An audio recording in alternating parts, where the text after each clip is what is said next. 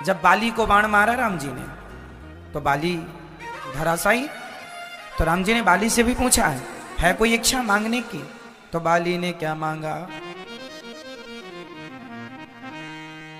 अब नाथ करी करुणा बिलो कहूं, देहो जो बर मांगहूं। जेहि योनि जन्महु कर्म बसता, राम पद अनुरागहूं। जेहि योनि जन्महु, मैं जिस योनि में जन्म लूं भगवान, राम के चरणों में मेरा मन, प्रभु के चरणों में मेरा मन लगा रहे। जेहि योनि जन्महु कर्म बसता, राम पद अनुरागहूं। मेरा मन लगा रहे बस। तो भगवान का जो सच्चा भक्त है ना, वो भगवान से भगवान को मांगता है, भगवान की भक्ति चाहता है, प्रेम चाहता है बस। और मुझे लगता है प्रभु से प्रेम यदि कोई कर ले तो उसकी जिंदगी गुजर जाएगी। हमें रोटी की चिंता करनी चाहिए कि नहीं? उत्तर दो मैया, ओ मेरी मां, हमें रोटी की चिंता करनी चाहिए कि नहीं? बोलो हाँ। कल के लिए नमक रोटी, दाल रोटी मिले, सब्जी रोटी मिले, उसकी चिंता हमें करनी चाहिए कि नहीं? बोलो, करनी चाहिए। क्यों नहीं करेंगे तो फिर कैसे होगा?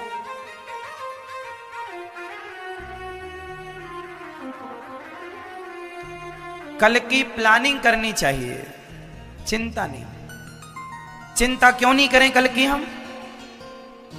कल हमारा पेट भरेगा कि नहीं? अरे जिसने पेट बनाया है उसने पेट भरने की व्यवस्था भी की होगी। कल आने तो दो। अजगर करें ना चाकरी, पंछी करें न काम। दास मलूका कह गए सबके दाता राम। अजगर करे न चाकरी।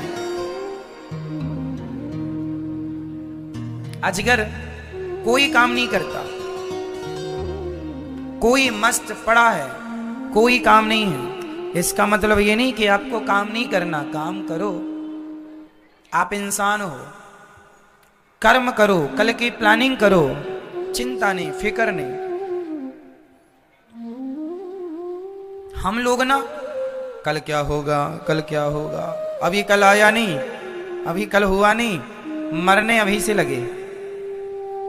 बेटी बड़ी हो गई, शादी होगी कि नहीं, ये काम होगा कि नहीं। हमें प्लानिंग करनी चाहिए कल की, तैयारियां करो कल की, चिंता ना करो कल की। आपकी बेटी, जिसने आपकी बेटी को बनाया है उसी ने आपके बेटी के लिए दुल्हा भी बनाया होगा। बस वो समय नहीं आया, इसलिए संयोग नहीं हुआ। आप क्यों चिंता करते हो? बेटी थोड़ी आपने थोड़ी बनाई है बेटी। जिसने बनाया है उसने जोड़ी भी बनाई होगी, समय आने पर वो संयोग भी होगा। अच्छा ना, समय सब कुछ अपने आप करा लेता है, सब कुछ करा लेता है। जितना आपको सुख मिलना है, दुख मिलना है, उतना फटाफट वो सब कुछ संयोग होता चला जाता है। आप चाह कर भी कुछ नहीं कर पाते।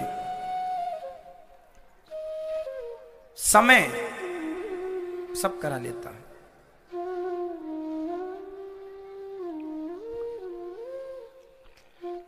और जो भाग्य का है वो मिलके रहेगा, और जो नहीं है वो नहीं मिलेगा। इसके लिए मैं एक छोटी सी कहानी सुना रहा हूं, ध्यान से सुनिएगा।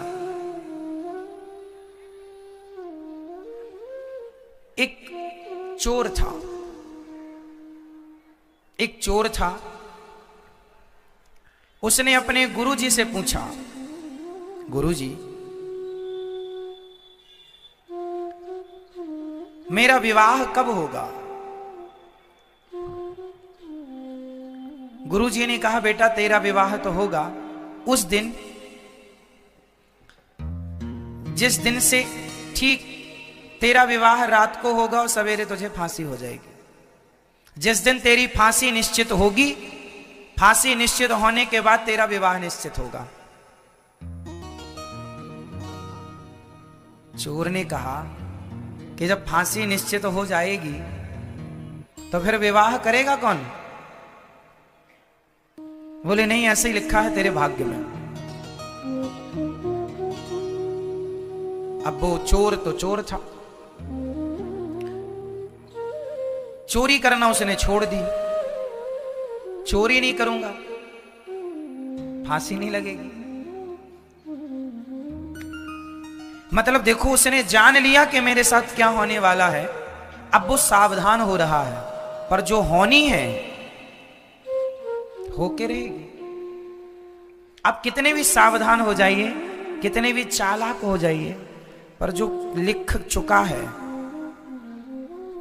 जो किस्मत में है, मिलना है तय।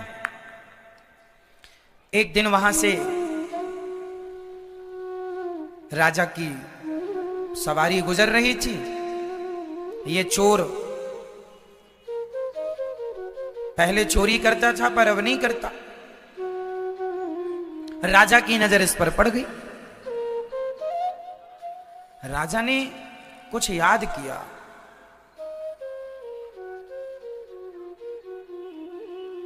राजा को याद आया, इसने गले में एक सोने का माला पहन रखा था।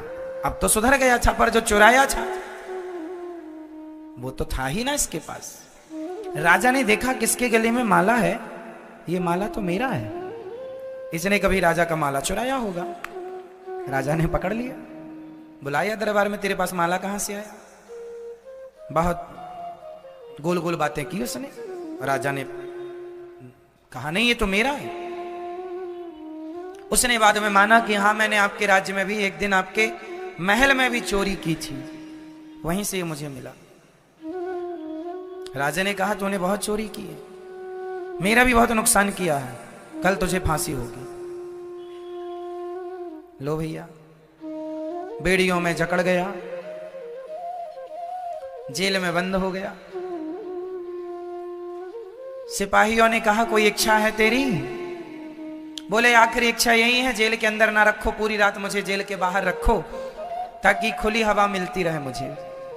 संयोग वो बाहर था जेल के, सड़क में एक पेड़ के नीचे बैठा था कि तभी एक माँ और बेटी वहां से गुजरी। एक माँ और बेटी जब वहां से गुजरी तो सिपाही ने पूछा तुम कौन हो? उन्होंने कहा भैया हम इस शहर में, इस नगर में नए नए आए हैं, बड़े गरीब हैं, कुछ काम मिले तो पेट भर रोटी मिल जाएगी।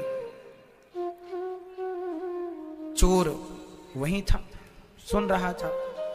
बड़ी प्यास लगी है, चोर ने पानी मांगा तो उस मां ने उसे पानी पिलाया। चोर ने कहा कि ये तुम्हारी बेटी है? हाँ मेरी बेटी है। क्या चाहती हो तुम? बोले कोई नौकरी मिल जाए, कोई सब ठीक हो जाए, गरीब हैं बड़े, खाने को व्यवस्था नहीं है। पर तुम कौन हो? बोले मुझे कल फांसी पर लटकना है, मैं चोर हूं, पर सुनो मैं तुम्हारी गरीबी मिटा सकता हूं। कैसे? बोले मैं चोर हूं, मैं तो कल मर जाऊंगा, पर मैंने कुछ धन गड़ा रखा है जगह पर।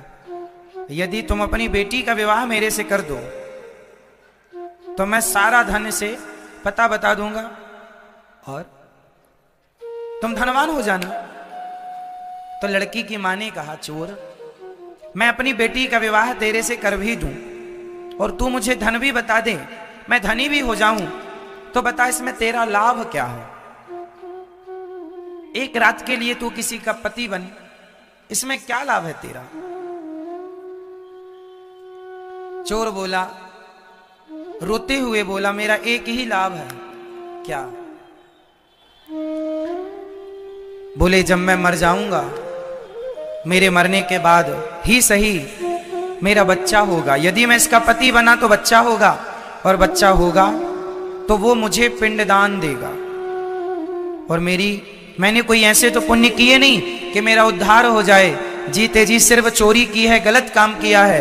अब एक उम्मीद है कि यदि मेरी औलाद, मेरी संतान मेरा पिंडदान करती है और वो सही रास्ते पर चलती है, तो उसके पुण्य से, उसके पिंडदान से मेरा उद्धार हो जाए। बस ये लोभ है। लड़की की मां ने लड़की से पूछा, ठीक है? उसने कहा, मां जैसा अच्छा लगे। मां को लगा ठीक है, भटक तो रहे ही हैं, धन मिलेगा, ठीक है। शादी हो गई, पंडित जी को बुलाया, घंटे 2 घंटे में अग्नि जला करके फेरे दिलवाए, विवाह संपन्न हुआ। एक रात वो अपनी पत्नी के साथ रहा। संयोगवश भगवत कृपा के द्वारा वह पत्नी उसी रात गर्भवती भी हो गई। सवेरा हुआ, सूर्योदय होते ही राजा की आज्ञा के कारण चोर को फांसी पर लटकाया गया। चोर मर गया। चोर तो मर गया, इसे धन भी मिल गया उसके बताई जगह पर। अब क्या हुआ देखिए, अब जो जीवन में मिलना है वो कैसे कैसे मिलता है, और जो नहीं मिलना वो नहीं मिलता कैसे। ये धनवान हो गए मां बेटी दोनों। मां को लगा चलो बेटी का विवाह कर देना चाहिए। इसने फिर बेटी के विवाह का प्लान बनाया। एक लड़का मिला भी, लड़के से कहा, विवाह करोगे? हाँ हाँ कर लेंगे। विवाह किया तो उस लड़के ने, जिसने विवाह किया, संयोग से वो भी एक चोर था। और चोर था तो रात के ही उसने पूरा बोरिया बिस्तर बांधा, इसका सारा धन उठाया, भाग गया। एक चोर ने धन दिया, एक चोर ने धन ले लिया। अब ये जैसे थे फिर वैसे ही हो गए। धन जाते ही उस धन के गम में ये मां निपट गई। अब अकेली लड़की बची, और लड़की भी गर्भवती। मजदूरी मांग मांग के जैसे तैसे जीवन गुजारा, बच्चा हुआ, बड़ा हुआ। एक दिन एक राजा के बेटे को एक सांप डसने के लिए बिल्कुल तैयार था। इसने देख लिया तो उसने जाकर उसकी रक्षा करने की कोशिश की, पर पहुंचते पहुंचते देर हो गई और डस लिया। राजकुमार मर गया, परंतु जान बचाने के लिए इसने अपनी जान जोखिम में डाली। राजा ने देखा, राजा ने कहा, तू मेरा बेटा। ये राजगद्दी पर चला गया, राजा हो गया। जब राजा हुआ, वो राजा मर गया, अब ये राजा हो गया। इसकी मां ने कहा, इसे अपने पति की बात याद आई कि मेरे पति ने कहा था मेरा बेटा पिंडदान करेगा। अब पिंडदान करने के लिए ये गया जी पहुंचा, और जब गया जी में पहुंचा तो जैसे ही पिंडदान करने लगा, उसके सामने 3 हाथ खड़े हो गए। एक हाथ इसके पिता का, एक हाथ उस चोर का जो चुरा के भागा, पर एक रात के लिए वो भी पति तो बना, और तीसरा वो राजा जिसने अपने पुत्र की जगह इसे गोद लेकर अपना राज्य दिया। वो 3 हाथ। अब आप लोग उत्तर दो, वो बेटा उन 3 हाथों में किस हाथ में पिंड दे? बताओ, किस हाथ में पिंड देना चाहिए? उसका असली पिता कौन हुआ? वो राजा जिसने अपना पुत्र बनाकर कैसे राजगद्दी दी, या वो चोर जो रातों रात धन चुरा के भागा, या वो जिसने इसे धन दिया इसकी मां को और पहला विवाह हुआ? बताओ, इन तीनों में उसका असली बाप कौन, और वो पिंड लेने का अधिकारी कौन? तीनों हाथ में किस हाथ में वो पिंड रखे? उत्तर दो, जल्दी बताओ। सिर नहीं, बताओ, पहला, दूसरा या तीसरा? तीनों में किसके हाथ में वो पिंड रखे? First, second, third? आप बताओ। तीसरा, इनकी तरफ से तीसरा, आपकी तरफ से पहला, और किसकी तरफ से क्या बोलना है? अच्छा दूसरा भी, दादाजी कह रहे हैं दूसरा भी है, जिंदाबाद। तीसरा सही उत्तर है पहला। क्यों? क्योंकि वही इसका असली बाप है। और भले वो मर गया सवेरा होते ही, परंतु उसी ने संकल्प, उसी ने सपना देखा था कि मेरा पुत्र मेरे लिए पिंडदान करे। इसलिए बाकी तो सब धर्म के हैं, धर्म में मानते चले गए, धर्म की बेटी धर्म का बेटा, ठीक है, उनके भी अपने कर्तव्य हैं, ठीक है, पर पहला पिंड लेने का अधिकारी वही है। बाद में फिर ये किसी को भी दे, कोई आपत्ति नहीं। अर्थ क्या निकला इस कहानी का? इस कथा से ये सीख मिली कि हमारे जीवन में कितना भी उतार और चढ़ाव आए और आएगा, कब आदमी राजा से रंक हो जाए और कब रंक से राजा हो जाए, तुम्हारी किस्मत ना हम तय करते हैं ना पड़ोसी। आपकी किस्मत, आपका भाग्य आप स्वयं बनाते हैं, और जो आप यहां बैठे हैं आपका भाग्य पहले ही लिख चुका है कि आपको ये आगे मिलेगा। इसलिए जो मिल रहा है वो हमारे कर्मों का फल है, और भगवान की कृपा से उसे लेकर प्रसन्न ही रहना चाहिए। ये समझदारी है। ये क्या है? समझदारी। हर हाल में प्रसन्न। बेटी का विवाह कब होगा? जब भगवत इच्छा होगी। कर्म करो, चिंता नहीं। राजा परीक्षित को सुखदेव भगवान ने कथा सुनाई। 7 दिन में मरने का श्राप लगा है। जिसे 7 दिन में मरना हो उसे क्या करना चाहिए? परीक्षित जी ने कलयुग को रहने के 4 कमरे भी बनवाए हैं। कलयुग कहां कहां रहता है? द्यूतम पानम स्त्रियः सूना यत्रा धर्मश्चतुर्विधा। कलयुग पहली जगह है जुआ। कौरवों ने क्या खेला बेटा? कौरवों ने क्या खेला था? जुआ। जुआ खेला, नाश। द्यूतम, जुआ खेलोगे सर्वनाश, कौरवों ने खेला। पानम, शराब पियोगे। आप जुआ तो नहीं खेलते? आप जुआ खेलते हैं? आप शराब पीते हैं? शराब पीते हो आप जी? कलयुग का पहला ठिकाना द्यूतम, जुआ, पानम, शराब, स्त्रिया, चरित्रहीनता। जो स्त्री चरित्रहीन या जो पुरुष चरित्रहीन, उसके मस्तिष्क में कलयुग बैठकर बुद्धि भ्रष्ट कर देता है। द्यूतम पानम स्त्रिया। सूना मीन्स मांस, अंडा, मुर्गी, मछली, मांस। आप लोग तो नहीं खाते होंगे अंडा, मुर्गी, मछली, बकरा, बकरी। आप खाते हो कुछ अंडा वगैरह? अंडा, मुर्गी भी खाते हो, मछली भी, बकरा भी खाते हो, आदमी भी खा लेते होंगे? नहीं।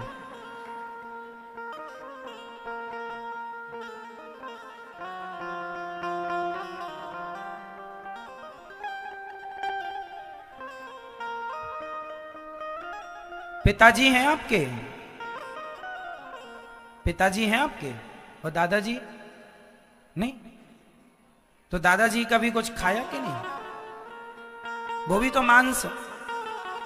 अच्छा, मुर्गी के मांस में और आदमी के मांस में क्या अंतर है? जो मांस खाने वाला है वो मुर्गी का खाए, मछली का खाए, बकरी का खाए, बकरे का खाए, सुअर का खाए, भैंस का खाए, तो दादाजी मर जाएं तो दादाजी को खा ले तो आश्चर्य क्या है?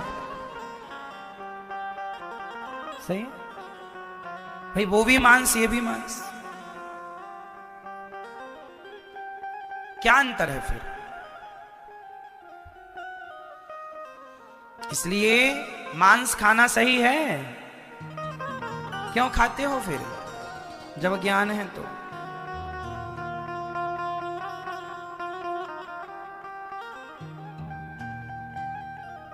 खाते हो, अब ना खाना, खाओगे? मांस खाने की चीज है। हम लोग मुर्दे को छूते हैं तो नहाते हैं, और ये मुर्दे को खा जाते हैं। तो इनका पेट है कि शमशान घाट?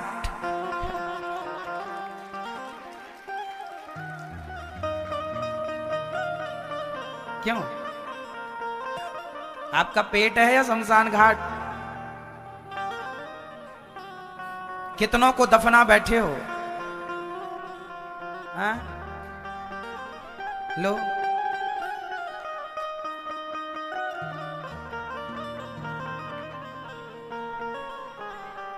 सरकार ना खाओ मांस, अच्छा नहीं होता। अब हम नहीं खाएंगे,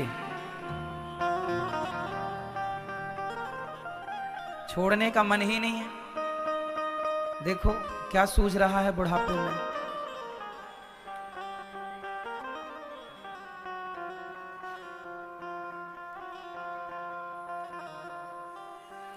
मांस हमें कभी नहीं खाना चाहिए। अपने स्वाद के लिए किसी की हत्या करना, इससे बड़ा पाप नहीं है। अहिंसा ही परमो धर्म।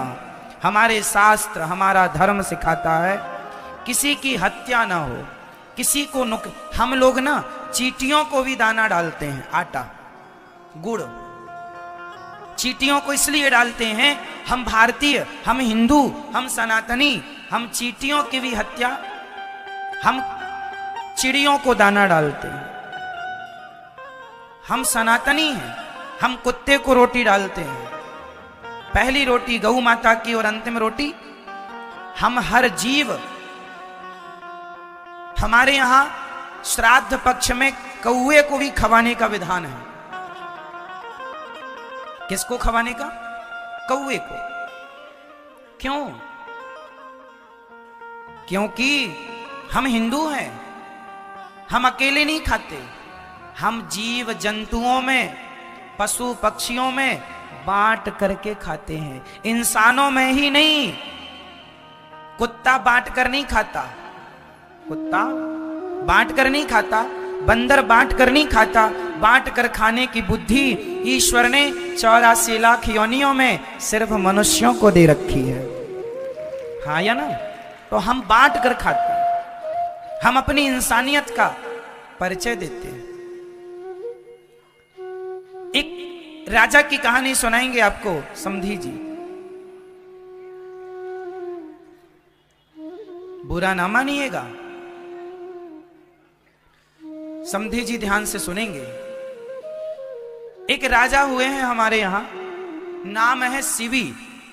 क्या नाम है? राजा शिवी, जिनका नाम रामचरितमानस में भी है, शिवी दधीचि, ऐसे नाम आया है। पुराणों में भी है, महाभारत में भी कथा है महाराज शिवी की। एक बार राजा शिवी का दरबार आंगन में लगा था, बाहर सर्दियों का मौसम था। प्रजा बैठी थी, मंत्री संतरी खड़े थे, दरबार लगा था। तभी बाहर एक बहेलिया जंगल से एक पक्षी को पिंजरे में बंद करके ले जा रहा था। संयोगवश पिंजरे का द्वार खुला, वो उड़ा और राजा की गोद में आकर के वो कबूतर बैठ गए। ढूंढता ढूंढता वो बहेलिया हत्यारा आया। राजा साहब, ये आपकी गोद में ये कबूतर बैठा है, मेरा, मैं जंगल से पकड़ के लाया हूं, अभी इसको पका के खाऊंगा। राजा बोले, देख ये मेरी गोद में आया है, मेरी शरण में आ गया, अब इसे तू मार नहीं सकता। नहीं नहीं, ये मेरा है। राजा बोले, तेरा था, अब ये मेरी गोद में है। नहीं महाराज, आप राजा हैं, आप न्याय कीजिए, बताओ ये पक्षी किसका है, बताओ वो पक्षी किसका था, राजा का हुआ या बहेलिया का हुआ? न्याय क्या कहता है? न्याय क्या कहता है? किसका हुआ? भाई न्याय तो ये कहता है कि वो पक्षी बहेलिया का है। ये सही है कि राजा ने बचाने का निर्णय लिया, मारने वाले से बचाने वाला बड़ा होता। इस हिसाब से बचाने की भावना से राजा बड़े हैं, पर न्याय की दृष्टि से पक्षी तो बहेलिया का है। अब न्याय हुआ, ये पक्षी मेरा है। राजा बोले मैं पक्षी तो नहीं दूंगा क्योंकि तुम मार डालोगे, इसके बदले तुम्हें इसको पकाकर खाना ही तो है, तुम्हें इसके मांस से मतलब है ना, तो मैं तुम्हें इसके वजन का मांस देता हूं। तराजू बांधी गई, एक पलड़े पर पक्षी को बिठाया गया, उस पक्षी के वजन का मांस देना था। अब राजा किसको पकड़ के लाते? भाई किसी को भी मारते तो हत्या है ना। तो राजा इतने धर्मात्मा थे, उन्होंने ना बकरा ना मुर्गी किसी को नहीं, इतने बड़े राजा थे, मांस किसी का भी दे सकते थे। नहीं, मैं अपना दूंगा, मैं आपको मार दूं, मेरा अधिकार आपको मारने का नहीं है, लेकिन धर्म के लिए यदि मुझे अपने शरीर का अंग देकर किसी की रक्षा करनी हो तो कर लेनी चाहिए। तो राजा ने अपने जांघ का मांस काट के तराजू के पलड़े पर रखा, पर पक्षी भारी बराबर ना हुआ तो दूसरी जांघ काट दी, मांस फिर भी पक्षी का वजन ज्यादा। राजा ने अपने पेट का मांस काट के रखा, फिर भी पक्षी मायावी पक्षी था, बढ़ता ही चला गया। परिणाम राजा ने अपने पांव, राजा ने अपने दोनों पांव काट दिए, राजा ने अपना लगभग यहां कंधे का मांस भी काट के रखा, फिर भी पलड़ा बराबर नहीं हुआ। राजा ने अपना सिर काटना शुरू किया, ज्यों तलवार गर्दन पर रखी और अपने आप को काट कर चढ़ाने की बात की, तब उस पक्षी से भगवान प्रकट हो गए। वाह राजन, धन्य है आप कि आपने एक पक्षी की रक्षा के लिए अपने प्राणों का दान कर दिया।